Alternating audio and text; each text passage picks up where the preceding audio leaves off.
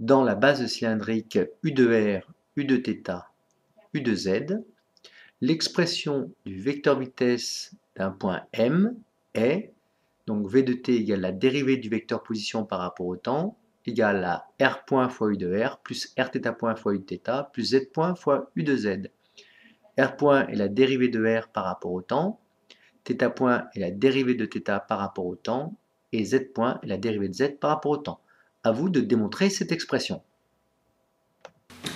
Exprimons par une autre méthode l'expression du vecteur vitesse dans cette base cylindrique U de R, U de θ, U de Z.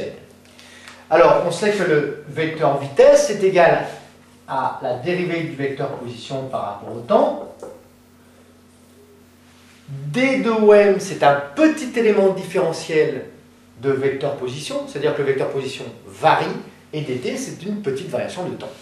Donc, pour exprimer le vecteur vitesse, il suffit d'exprimer la petite variation de position, de vecteur position OM. Si nous regardons le vecteur OM ici présent, que vaut-il ce vecteur OM?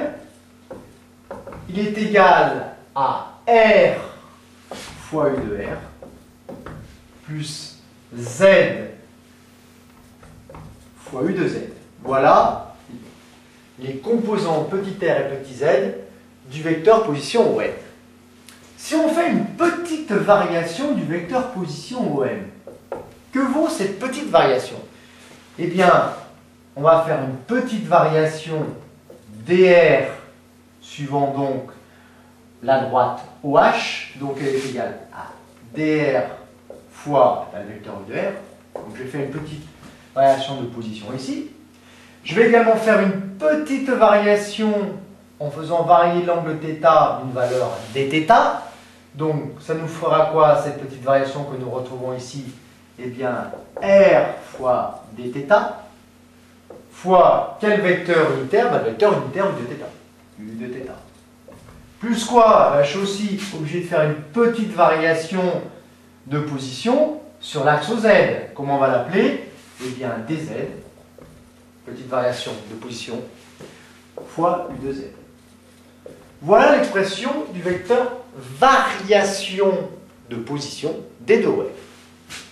Il ne reste plus qu'à trouver le vecteur vitesse M, c'est d de OM sur dt, ce qui nous fait d de R sur dt fois U de R, plus R dθ sur dt fois U de θ, plus dz sur dt fois U de Z.